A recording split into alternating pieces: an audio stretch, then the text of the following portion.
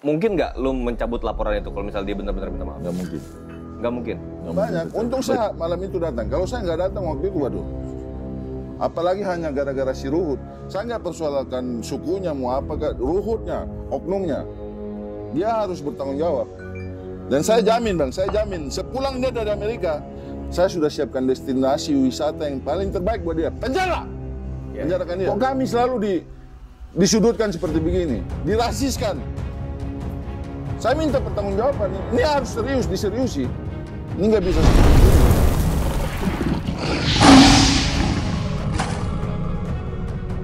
Assalamualaikum warahmatullahi wabarakatuh, teman-teman semua, balik lagi bersama gue Vasco Rusemi di Macan Idealis. Nah teman-teman, hari ini gue kedatangan Jenderal Bintang 4 nih. Ngeri. Panglima Petro, agak susah nama lu Bang. Petrodes Mega. Petrodes Mega. Bang Mega. Gitu biasa dipanggil lu Bang Mega ya? Siap. Mega ya? Memang ganteng. Memang ganteng. Sok ganteng kali barang ini. Bang Mega, siap. Gimana cerita? Cemana? Kok ini sebenarnya sejarahnya gimana? Kok bisa tiba-tiba? Ini gue ngeliat nih beberapa hari ini udah banyak isu mengenai hal yang lo angkat ini viral di mana-mana. Muncul lah di home gue, di home YouTube, di home Twitter. Ada apa bisa dibilang ya? Ini ada apa sih ini sebenarnya? Dari mulai gambar Anies itu gimana bisa lo cerita nggak? Iya Bang. Tapi sebelumnya ini teman-teman gue kasih gambaran. Jadi beliau ini adalah yang melaporkan Ruhut Sitompul ya, atas kejadian yang kemarin memasang gambar gambar Anies Baswedan ya waktu itu ya. Benar. Di Instagram atau di mana waktu itu ya? Di Twitter. Di Twitter ya. Twitter. Ceritanya gimana ceritanya Bang? Jadi saya nggak apa-apa ya, agak sedikit panjang nih. Boleh sampai besok juga boleh. Jadi kita ini kebetulan baru dari Papua Bang. Baru dari Papua, ada acara dari Papua kan. Ya. Acara apa? Pelantikan. Pelantikan DPD Partai Rakyat Provinsi Papua. Saya kebetulan dampingi Ketua Umum Partai Rakyat saya ini kan Panglima tertinggi, Kopatref. Panglima Komando Pimpinan Tertinggi. Panglima Komando Pimpinan Tertinggi. Udah Panglima tertinggi lagi kan? Iya. Banyak bener jabatannya. Berarti kalau ketum apalagi tuh? Ketum tuh apa namanya?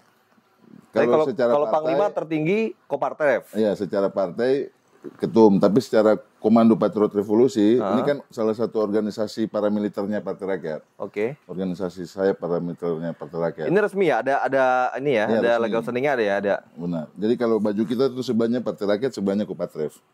Memang saya ditunjuk sebagai Panglima Komando Utama. Ya saya bangga karena saya anak Papua.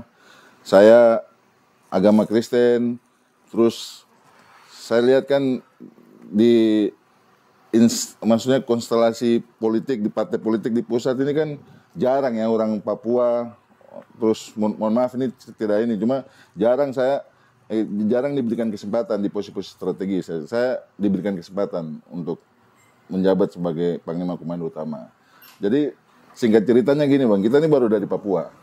Ada prosesi penyambutan secara adat. Nah, dikalungkan mahkota, terus dikalungkan kalung dari apa? Kulit bia itu. Kalau di Papua namanya bia, di sini kerangnya. Nah, jadi ada namanya kalau dalam bahasa Biak itu mansurandak. Mansurandak. Itu adalah bentuk orang adat di Papua secara khusus di suku Biak menghargai tamu yang baru datang. Dikalungkan busana adat kan sebagai bentuk menghargai dan juga meminta beliau ketika sudah sukses sekiranya dapat melihat kembali untuk membangun Biak gitu. Jadi ada namanya adat mansurandak. Jadi kami terima nih, walaupun Anda bukan orang Papua, bukan dari suku Biak, kami terima Anda. Welcome, silakan. Menerima tamu maksudnya ya. Jadi itu prosesi adat. Dan itu turun-temurun nenek moyang. Biak itu kalau suku Biak itu dia di mana? Mayoritasnya penduduknya di mana? Di sekitar mana? Di punggung. Kalau di peta itu dia lebih di gunung apa lebih di pantai, pesisir ya? Pesisir pantai. Oke. Jadi tema kami itu kan matahari terbit dari timur. Artinya kita mau suarakan Partai Rakyat dari timur. Gue sempat lihat tuh pidato ketua umum lu tuh kan. Berapi-api betul barang itu ya. Iya. Nah, lalu kemudian baru tiba di Jakarta sehari lagi wow mantap kita dari Papua begini kan, tiba-tiba kelihatan tuh cuitannya si jiwa ininya lagi panas-panas ya nih kan. lagi panas, waduh bangga kita bisa diterima di Papua, pokoknya sambutannya luar biasa dan sebagainya. Apalagi ini kan bicara tentang kebudayaan, kearifan lokal, ini kan sesuatu yang sangat mahal, sangat berharga kan. Malam sore itu kira-kira jam 5 tiba-tiba dikagetkan dengan cuitan si itu. Beliau bilang saya anak kemarin sore, jadi saya bilang si aki-aki itu cuitannya, dia bilang bahasanya pertama saya nggak terlalu pikir itu urusan dia mau sebagai politisi senior, dia mau singgung-singgungan dengan siapa itu urusan dia. Cuma kenapa harus bawa Papua gitu loh, saya tersinggung. Kenapa dia harus ada foto seorang tokoh pejabat publik yang di situ disematkan pakaian tradisional yang notabene itu kan sesuatu yang sifatnya ini kan warisan. Kebudayaan itu kan warisan turun-temurun ya. Dilaksanakan oleh generasi per generasi. Dan bayangkan, sejak ada kebudayaan di suku Dani itu, sejak itu sudah diwariskan turun-temurun. Seberapa sucinya gitu ya. Itu disematkan terus dijadikan bancanan. Ya, menurut saya nggak perlu kan. Itu sesuatu yang konyol, apalagi dia tokoh ya. Oh, jadi pulang dari Papua muncullah gambar tweetan itu. Iya, saya kaget, wah. Oke. Terus saya ini kan, saya aktivis Bang. Saya mantan pimpinan mahasiswa, saya antropolog muda Papua. Oh, sempat pimpinan mahasiswa, maksudnya BEM? Saya di Uncen. Ketua BEM? Oh, Ketua Majelis Uncen. Permusyawaratan Mahasiswa Cendrawasih. Oke. Ketua Himpunan Mahasiswa Ketua Jurusan. MPM Ketua Uncen. MPM-nya. Oke. Saya pernah Ketua HMJ, Himpunan Mahasiswa Jurusan Antropologi, FISIP Uncen.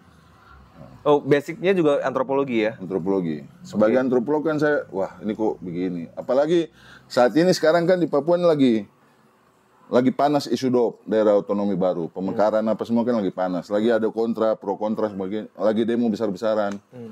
Kadang-kadang kan persoalan Papua ini suka dimanfaatkan oleh pihak ketiga. Dan berapa kali isu rasis, 3 kali atau 4 kali itu kan sering begitu. Nah, makanya saya, waduh, sudah marah. Ya saya juga khawatir jangan sampai ada hal-hal yang tidak kita inginkan bersama kan. Jangan sampai ada konflik horizontal atau apa. Kan sesuatu yang apalagi bersifat sara ya. Sara apalagi ini mewakili suku yang cukup besar di Papua, suku Dani. Jadi di foto itu baju adatnya suku Dani. Suku Dani. Suku Dani itu cukup besar, Pak. Suku Dani itu cukup besar. Cukup besar, Bang. Itu Pak Gubernur dari Dani, suku Dani, dari atas ya Pegunungan Tengah. Pak Ketua DPR, Ketua MRP, semua itu. Cuma ya itu jadi sekarang sebenarnya banyak elit yang memang dari suku Dani itu. Banyak. Dan ini dipakai kemarin di fotonya yang Mas Anies Baswedan Pak diposting sama Bang Ruhut Sitompul itu ya. Dan mengenakan busana adat itu tuh kan ada norma-norma dan nilai-nilai yang mengatur. Kan tidak sembarang. Bukan orang pergi ke pasar pakai busana adat atau orang pergi main pakai busana adat. Kan ada norma-norma, ada proses tahapan by tahapan. Biasanya itu pertama proses peralihan dari remaja ke dewasa itu kan ada namanya inisiasi. Mereka tempat dionai dilatih tembak babi, dilatih panah babi, dilatih kawin di mana, kamu bagaimana, bahasa semua dilatih di situ kan. Itu kan ada prosesnya. Kita sambil lihat ini ya fotonya dia. Foto yang tadi. Saya izin minum. Iya, minum. Aduh. Dulu. Ini ada teh pucuk juga nih. Oh. Siap. Ini tadi sudah. Udah ya, ada kopi juga enak tuh kopinya ya. Siap. Tapi kopinya bukan sponsor. Ya. Teh pucuk ini kebetulan minuman paling pas kalau lagi haus. Di Papua ada? Sudah ada. Udah ada di Papua. Ini, bro, ini foto beneran nggak sih foto ini sebenarnya? Berdasarkan perkembangan. Jadi apa yang lo lihat dari foto ini tuh maksudnya apa nih, Bang? Maksudnya apa nih foto ini? Ini foto kan gini. Biasanya baju adat itu mungkin ada kalau di kampung gue ya. Itu ada kayak semacam kasta-kastanya juga. Di situ juga ada, di suku Dani juga ada. Itu kan biasa lihat dari ini, koteka. Dari koteka tuh dari panjangnya atau dari apanya? Dari panjang sama dari dia ke kiri apa, dia ke kanan apa, dia lurus apa itu ada. Ada dia punya norma-norma dan nilai-nilai yang mengatur. Gimana caranya? Ada orang adat yang tahu itu. Oh, jadi itu kotekannya diikat? Iya. Jadi ada koteka yang khusus untuk Ikatnya perang. ke kanan atau ke kiri gitu? Iya, Ada itu beda gitu? ada aturannya. Kalau untuk perang? Ada aturannya juga. Oh, oke. Nah, terus jadi yang dipakai sama ini foto bener nggak sih foto editor atau apa nih? Berdasarkan perkembangan yang belakangan ini saya ikuti itu editan. Ada yang sudah mengaku sih. Cuma kan saya tidak persoalkan itu editan atau tidak. Kenapa dijadikan bahan lelucon? Antum persoalkan ini karena diposting sama... Iya. Jadi itu jadi materi untuk dia menyindir Anies. Berarti budaya Papua ini lu pakai jadikan. Kenapa nggak dia pakai baju Batman kek, baju Hulk kek, atau baju pelawak siapa, pakai baju badut? Kenapa harus pakai pakaian tradisional Papua begitu? Ini kan artinya dia jadikan ini sebagai bahan lelucon. Dan ini sensitif, Bang. Karena orang Papua sangat menjunjung tinggi nilai-nilai kebudayaan nenek moyangnya. Karena hampir sebagian besar wilayah Papua tuh peran tiga tungku tuh masih ada, Pak. Bang. Pemerintah, adat dan agama itu masih berperan, nggak kayak daerah-daerah lainnya. Makanya khususnya di suku Dani itu. Apalagi suku Dani. Oh, apalagi suku Dani. Iya.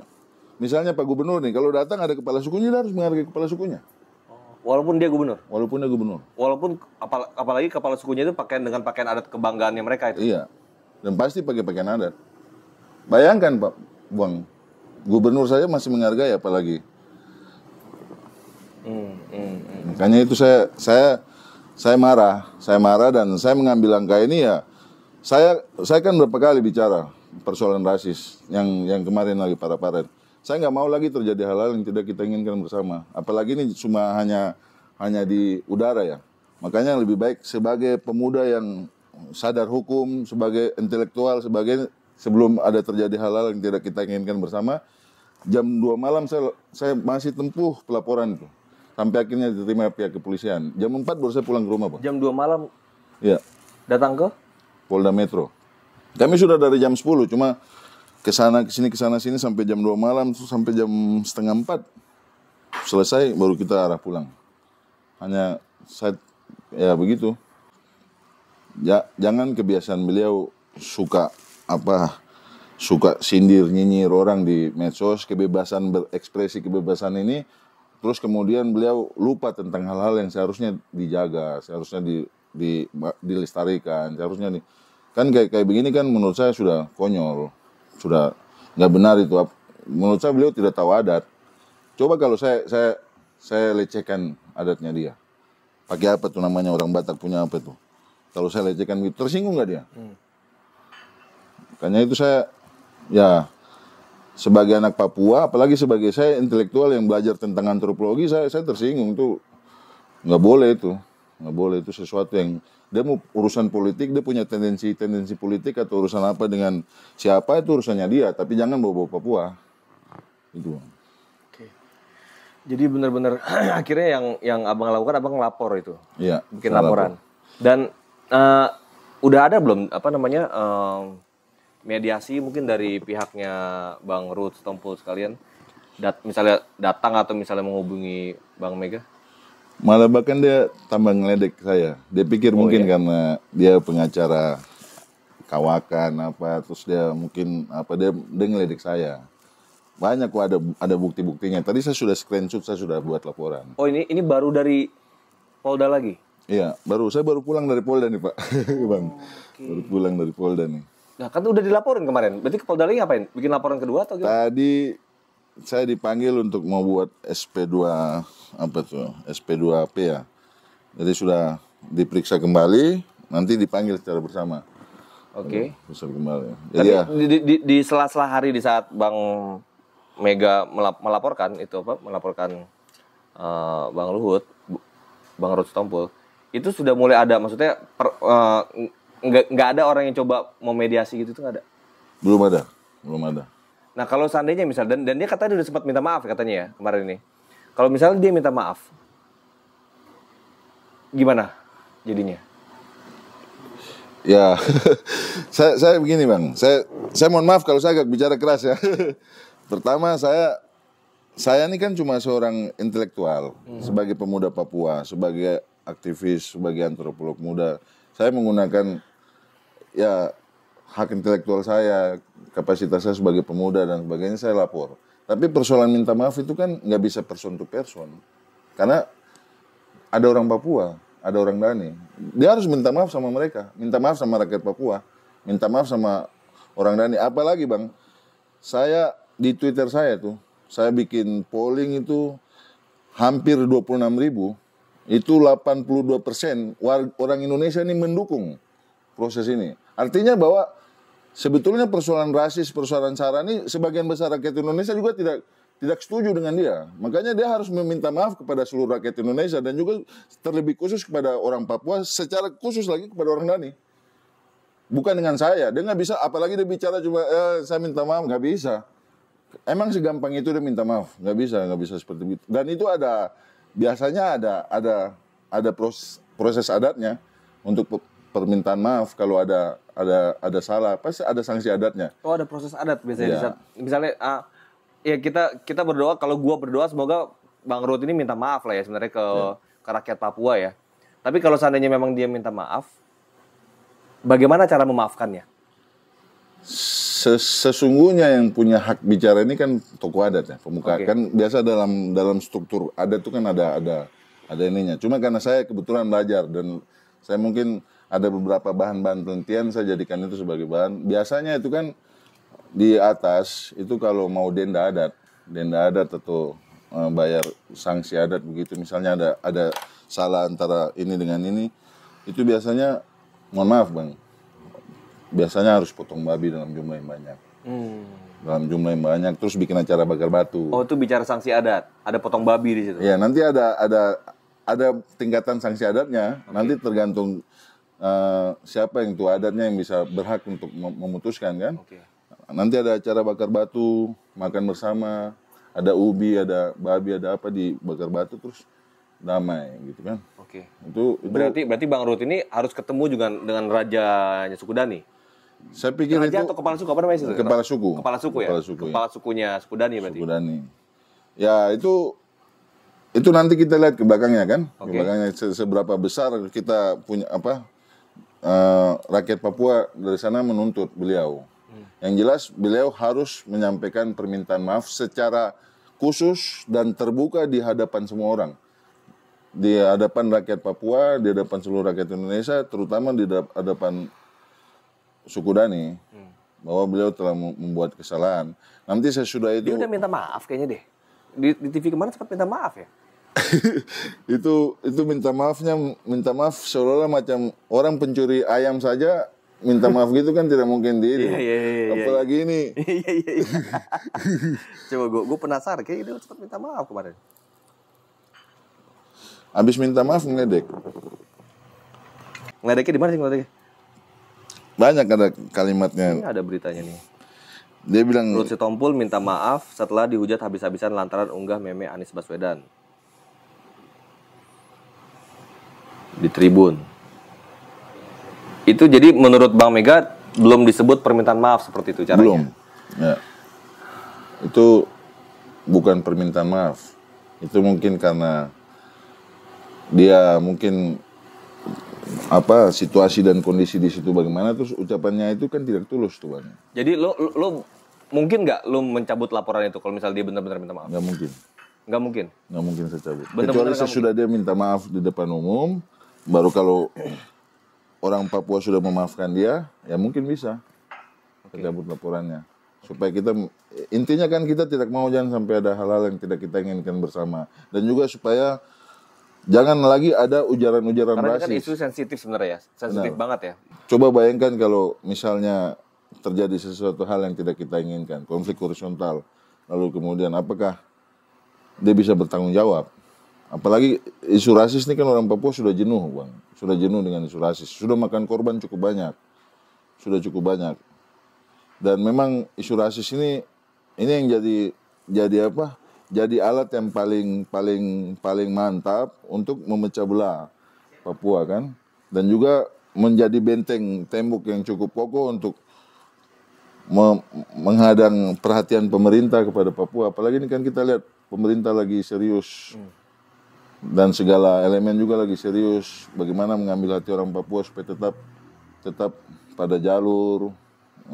Ada program yang namanya afirmasi. Banyak sekarang anak-anak Papua sudah terdistribusi baik di kementerian, di Polri, di TNI Angkatan Darat dan Angkatan Laut, Angkatan Udara semua. Ini kan sudah cukup bagus pemerintah menaruh perhatian. Kok dikacaukan dengan seseorang yang seperti begini? Artinya ini kan jangan lagi mengorek luka. Ini sudah jadi luka, jangan dikorek lagi gitu. Nanti kalau ada apa-apa dia nggak bisa bertanggung jawab. Siapa dia mau miliarder kayak mau triliuner kayak terserah dia, tapi jangan memancing apa sesuatu yang sudah membekas, menjadi luka. Dan ini dari 1962 sampai ke sini itu bukan tahun yang singkat, tahun yang cukup panjang. Cukup panjang. Begitu, Bang. Ya. Ya, gue ikut ini ya, ikut simpati lah atas apa yang dirasakan oleh rakyat Papua ya sebenarnya. Tapi kalau gue pribadi sih berharap semoga ada jalan tengah sebenarnya kalau gue pribadi ya. Tapi bukan berarti dientengkan dengan cara kita mudah jadi kayak seperti ngolok-ngolok gitu kan. Benar tadi yang Abang bilang kalau misalnya suku kita yang diolok gimana gitu kan. Itu kan juga hal yang perlu kita perhatikan juga, jangan sampai jadi jurisprudensi gini-gini ntar ada lagi yang lain untuk kayak gitu-gituan. Dan ini sudah berulang kali, Bang. Berulang kali. Iya. Kasus seperti begini kan. Oke. Kasus rasis seperti begini. Nah, yang lu harapin dari Bang Ruhut apa sekarang nih? Beliau sadar bahwa ini salah, lalu meminta maaf. Dan dia harus jadi cermin buat yang lain, jangan lagi menganggap bahwa Papua itu beda. Papua itu sesuatu yang layak dijadikan sebagai apa? Hinaan, sebagai ini. Jangan gitu. Jangan jadikan Papua sebagai bahan tertawaan, itu salah. Ini sensitif sekali. Bicara ini kan sensitif. Kecuali rakyat Papua biasa-biasa saja kayak rakyat yang lainnya di Indonesia. Ini kan sensitif sekali. Dan selalu ada gejolak di Papua. Goyangan sedikit, ada kebijakan yang salah, selalu ada gejolak. Dan ini dibarengi dengan itu. Makanya kalau tiba-tiba kita salah ini kemudian tidak ada penanganan cepat yang secara hukum dan perundang-undangan yang berlaku di Negara Kesatuan Republik Indonesia, ya takutnya jangan sampai terjadi begitu lagi. Nanti banyak yang korban, mahasiswa demo, mahasiswa korban, akhirnya putus kuliah, jadi buronan, jadi ini karena menolak rasis dan sebagainya, padahal pelaku rasisnya kita tidak ini. Nah, makanya jangan sampai hal itu terjadi lagi, Bang. Jangan sampai hanya karena si Ruhut Sitompul terjadi lagi hal yang sama. Tapi yang gue penasaran gini ya, Bang ya. Apa harus lewat jalur hukum? Nggak bisa dengan cara mediasi aja, misalnya duduk bareng dengan misalnya Ruhut Sitompul minta maaf kepada rakyat Papua, kepada suku Dani. Nggak cukup dengan itu? Saya bakar rokok dulu, Bang. Bakar rokok dulu. Biar agak tenang dulu dikit. Tegang. Jadi gini, Bang. Bahkan siapapun ya, termasuk Abang, kalau sampai Abang buat sesuatu yang sama seperti si Ruhut itu, saya pasti akan kejar di polisi. Jadi saya tetap akan terus kejar dia. Saya akan kejar terus. Kalau hukumannya tidak berat, saya harus banding terus. Sampai betul-betul mendapat hukuman yang maksimal. Dia harus mendapat hukuman yang maksimal. Karena rasis ini bukan baru satu kali, Bang. Bukan baru satu kali, sudah sering kali. Dan kami ini sudah capek dengan perilaku rasis seperti begini. Dan itu seluruh rakyat Indonesia juga hari ini capek. Saya ralat, tadi itu bukan 82%, 97%. Yang di Twitternya. Dari 26.000 follower saya, 26.000 yang mengikuti polling itu tuh, yang mendukung 97%. Cuma 3% yang tidak mendukung kami dan mendukung dia. Artinya semua sudah jenuh, sudah bosan. Dan ini saya harus mempertanggungjawabkan. Saya harus tetap kejar. Saya nggak mungkin tunjukkan WA saya, WA dari kawan-kawan seperjuangan saya, dari beberapa toko-toko Papua, dari beberapa yang isinya caci maki, marah dia. Hari itu kalau saya lambat, Bang, habis itu. Nggak tahu kita apa yang terjadi. Besoknya sudah dari MRP bicara, dari toko Papua berapa bicara, dari DPD RI bicara. Sudah banyak. Untung saya malam itu datang. Kalau saya nggak datang waktu itu, waduh. Apalagi hanya gara-gara si Ruhut. Saya nggak persoalkan sukunya, mau apa, Ruhutnya, oknumnya. Dia harus bertanggung jawab.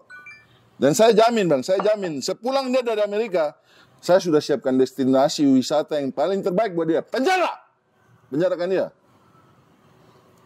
Ini kita harus kutuk rasis di negeri kita ini. Tidak boleh lagi ada rasis. Papua itu sebenarnya tanah damai, Bang. Tanah yang, mohon maaf, saya kasar sedikit. Tanah yang damai. Banyak orang dari Jawa, dari wilayah barat Indonesia, kalau pulang dari Papua pasti menceritakan kesan yang baik. Ya, dengan keindahan alamnya, dengan ramah tamah rakyatnya dan sebagainya. Ya. Kok kami selalu disudutkan seperti begini, dirasiskan? Saya minta pertanggungjawaban. Ini harus diseriusi. Ini nggak bisa seperti begini. Jadi ini kepada personal. Kepada personal, dia harus tanggung jawab. Oke. Apalagi dia seorang tokoh. Ya nggak tahu siapa yang ngaku dia tokoh, tapi menurut saya kalau sudah begitu saya sudah nggak anggap dia siapa-siapa dan saya tidak akan hargai dia lagi. Gini, Bang Mega, yang selama ini Bang Mega rasakan, akhirnya mulai ada nggak ya, misalnya ada ancaman ataupun mungkin tekanan yang terhadap pribadi Bang Mega sendiri, karena ini kan Bang Mega sebagai pelapor nih. Ya. Ada nggak ini yang Bang Mega alamin? Jadi gini, Bang, saya sadar saya bukan siapa-siapa. Saya sadar lawan saya si Ruhut. Saya pikir abang paham lah Ruhut Sitompul bagaimana. Ya, saya cukup ditekan. Banyak lah, saya nggak mungkin buka. Tekanan itu cukup menurut mereka mungkin cukup mengganggu perjuangan saya, tapi bagi saya ya nggak apa-apa. Saya akan tetap berjuang terus, Bang. Walaupun saya punya nyawa mati untuk perjuangan ini, nggak apa-apa. Saya tetap berjuang. Saya nggak peduli dengan itu, Bang. Saya sudah capek dan kita harus mengutuk rasis itu, dan rasis itu tidak boleh lagi ada di Indonesia. Karena ya sudah banyak perjalanan yang jadi luka, pahit, Bang. Saya nggak apa-apa bagi yang mengancam saya, yang mungkin membuat tekanan-tekanan kepada saya masih ada sebagaimana saya ada sekarang. Dan saya tidak mungkin kemana-mana. Saya pasti seperti begini. Saya siap, Bang. Saya siap, nggak apa-apa. Saya siap. Kok berani? Ini kan bisa dibilang Bang Mega ini baru kelihatan nih, tiba-tiba ada siapa gitu di belakang Petrodes Mega, Petrodes ya Bang ya? Petrodes Mega. Yang saya paling bersyukur tuh gini, Bang. Saya ini didukung oleh doa. Hampir sebagian besar isi Twitter saya itu mereka mendoakan saya. Semangat, Bang. Dan saya bersyukur. Artinya saya didukung oleh doa. Saya yakin dua orang tua saya, dua orang-orang yang membenci rasis, dua orang-orang yang ingin supaya Indonesia ini tetap damai, Indonesia tetap utuh, itu bisa mendukung saya. Saya yakin. Saya percaya diri untuk itu, Bang. Saya tetap terus. Saya tidak akan mundur selangkah pun. Oke. Siap. Apa harapan terakhir dari kejadian ini semua yang terjadi? Harapan saya jika Ruhut pulang kemudian beliau menikmati destinasi wisatanya di penjara, saya harap itu bersama dengan dikuburnya rasis di Indonesia. Jangan lagi ada rasis di Indonesia. Itu saja, Bang. Ya. Ya, teman-teman semua, ini menarik ya. Memang kita harus dalami, dan ini bukan bercandaan sebenarnya. Hal-hal begini ini cukup sensitif di saat kita, ya buat gue sih, ya kita nggak usah saling menghina lah. Rakyat Indonesia ini kan berbagai macam. Ada orang Papua, ada orang Padang, ada orang Batak, ada orang Jawa, ada orang Kalimantan. Ya saling menghargai lah. Dan semoga juga, gue berharap sebenarnya, yang gue harap secara pribadi, Bang, yang gue berharap secara pribadi, Bang Ruhut ini minta maaf terbuka, itu kan, kalau gue pribadi ya, minta maaf terbuka bukan dengan Bang Mega, kalau gue berharap dengan rakyat Papua.